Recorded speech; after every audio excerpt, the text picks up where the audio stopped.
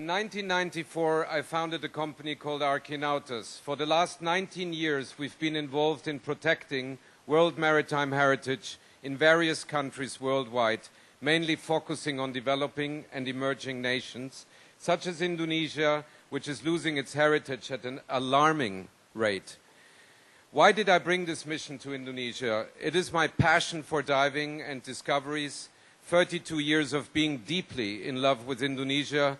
As a result, my two oldest kids are Bumiputras, and almost 20 years of track record saving world maritime heritage on 4 continents with over 160 historical shipwrecks discovered. What do we mean with underwater cultural heritage, which I will now call UCH, as every second here counts?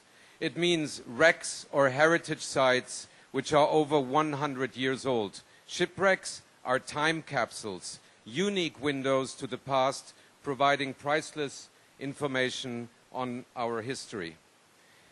Technological advances make the seabed more and more accessible to us all. Overexploitation of our ocean resources is simply out of control. So UCH is in serious and dramatic danger all over the world, including Indonesia, with its ancient maritime trade routes.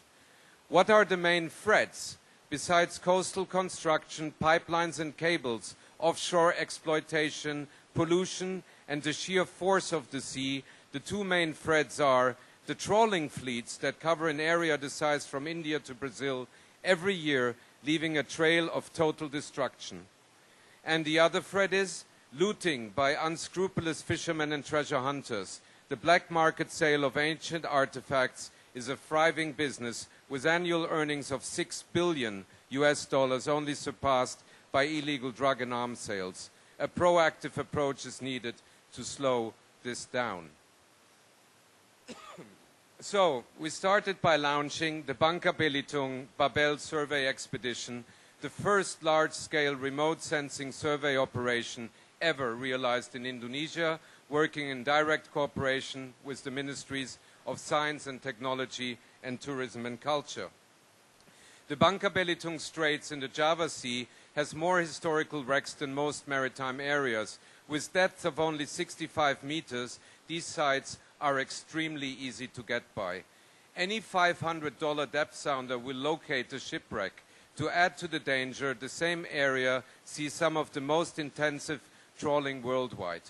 We spent 485 days of effective survey with over 90 square miles covered, clocking 2,650 dives. We found out that of 25 historical wreck sites discovered, only 1 site at 65 meters, or 4%, remain undisturbed. UNESCO reports, Turkey, all known wrecks have been looted. Israel, 60% of salvaged artifacts disappeared. France, only 5% of all wrecks still remain undisturbed. And Indonesia's most recent figure, 23 looted wrecks since May 2011, almost 1 lost every single month. What is our present challenge? We must create effective legislation in Indonesia, otherwise there will be an irreversible and total loss of underwater cultural heritage for future generations. Did UNESCO find the right solution with its 2001 Convention protecting UCH? 2001, UNESCO initiated an effort to tackle the problem, but only 43 of over 200 member states ratified the convention.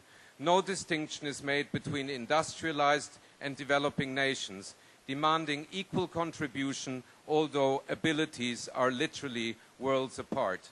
UNESCO's in situ dogma does not work in developing nations with large coastal areas and very limited control. More than often, the in situ conservation argument is used by overzealous academic fundamentalists as an excuse to simply do nothing. The current UNESCO Convention is based on the same principles that the Dutch enforced in 1904 against the Balinese tradition, Tawan Karang, which considered all shipwrecks as Balinese property. The plundering of a Chinese wreck at Sanur triggered 1906 the Dutch military intervention in Bali, killing more than 1,000 Balinese. UNESCO leaves to the states the full burden of financing a very costly responsibility.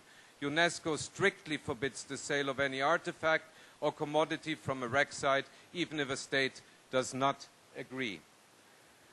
Well, UNESCO has, with its convention, built a gigantic Potemkin village, pretending it can solve the problem with its zero tolerance. In fact, UNESCO is asking its member states to bury their head in the sand and pretend that in situ protection will solve the matter somehow over time. At Arqueonautas, we are promoting the third way, which is neither state archaeology nor is it treasure hunting. I call it commercial archaeology, a sustainable model allowing for a proactive policy towards the protection of UCH. But how to pay for that? Typically, ships carry cargo which is highly repetitive. A museum will only need a small number of each of these objects for a complete and representative collection. Only the best preserved objects of each of the cargo items go on public display. The sale of the remaining cargo to fund a proactive protection is the only pragmatic compromise. The commercial archaeology approach for UCA allows for funding and thereby permits increased and effective UCH protection, more scientific publications, more museum exhibitions, know-how transfer and job creation, and promotes the sustainable development of local communities. Do we subscribe to a better understanding of who we are through preserving our cultural heritage at a small price to pay, or do we take no action resulting in huge irreversible loss of historical information for future generations? If we don't know our history, we can't navigate our future. Thank you very much.